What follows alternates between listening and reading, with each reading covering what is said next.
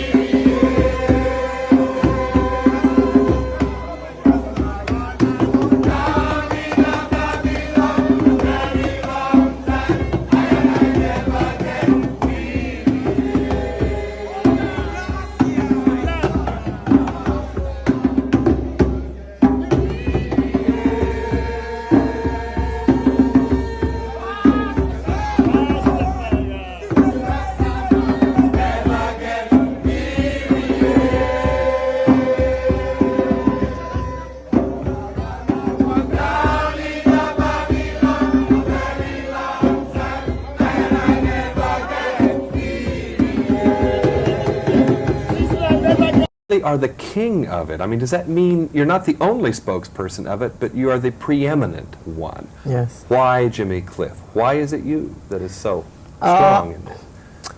I think, you know, in life, everyone has a role to play, whether you be in music or you be in journalism or whatever field you may be in. But it's not easy to find it, though.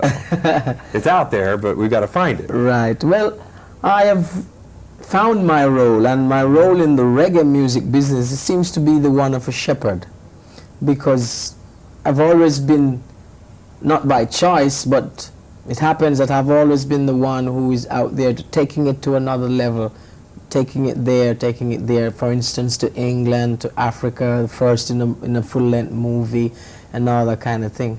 So I have analyzed it and accepted that that is my role in the music. And it's a music that's been called revolutionary, and I would like to hear you define how politics enter that kind of music. It is revolutionary because it was born out of a spirit of revolution. We needed change in Jamaica. We needed change socially, and we needed acceptance, we needed identity, we needed respect, we needed justice, we needed love.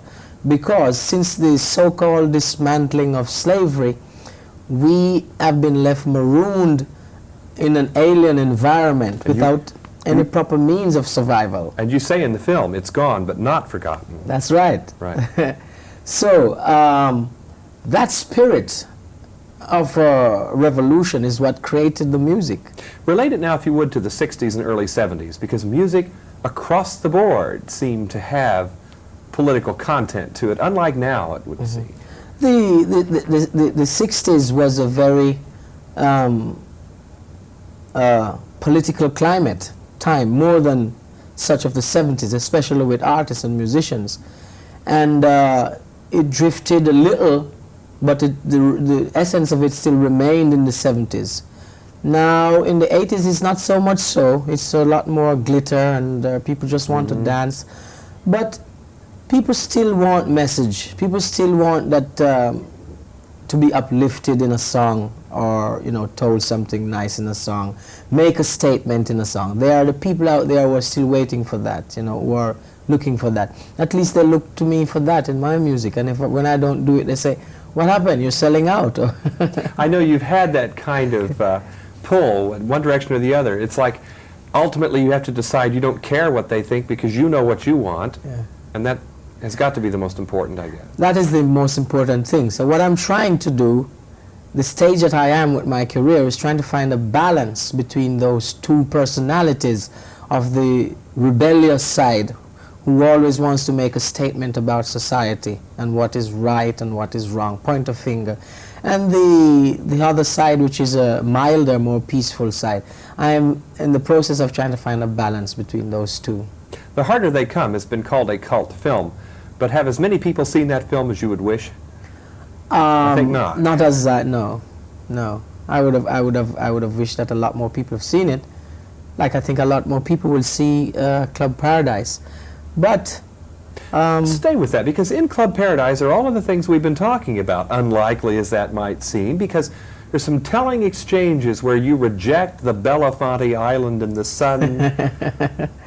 Find the contrast for us between that kind of music and what you're after in the picture. Yeah, you see, there was a time when I had to sing that kind of music, the calypso, the type of Belafonte music, all that kind of thing. There was a time I had to sing it in order to exist materially in Jamaica. And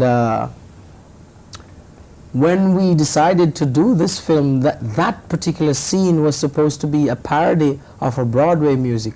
But I spoke with Harold Ramos, the director, about it, and we came to a conclusion that it would be easier to do something that I have some experience with already, so we did that way. But when your character is rejecting that kind of music, is it that he's rejecting the sort of colonialism Absolutely. that hovers around that? Absolutely. He wants to make a statement about what is happening today. He wants to say, you can't keep a good man down. How this American plan? The lion is awake. You know, the lion represents the people that have been oppressed and those kind of things. He wants to make those statements, yes. Now, I don't know if this is a question you can answer necessarily, but why has it been so long since we've seen you in a movie? Because I had music going for me, and I wouldn't accept a movie that would portray an image that I wouldn't want to live with for the rest of my life. Mm-hmm. I've been offered scripts which I didn't take. And I like this one because, you know, even it's a comedy, but it still has a serious undertone to it. The music track, how many songs? 7? 7, yes. Is this like a major album for you now, or do you regard it as a kind of a lighter side of the Jimmy Cliff sound? There are some songs in it with some have a message, like Third World People or American Plan, and those, you know. And we hear that again in the final credits. Yes. So it's not really a lighter side. I see it as a major album. Did you have a chance to select when the songs would appear on the soundtrack? No, but the thing is, we recorded the soundtrack before we started filming. So we were working with it along with the filming. Mm-hmm. So I had ideas. You know, I would talk to Harold or the director and so on. So I had ideas. One last question, Jimmy. The side we see of Jamaica, yes, it's wonderful. But if you were a filmmaker and you could make a film about Jamaica, what else would you show us that we need to know about your people there? I think I would show you some of the material poverty and the way the people overcome that. I think that is need to be seen and to be known, to know that how to survive under those conditions. Mm-hmm.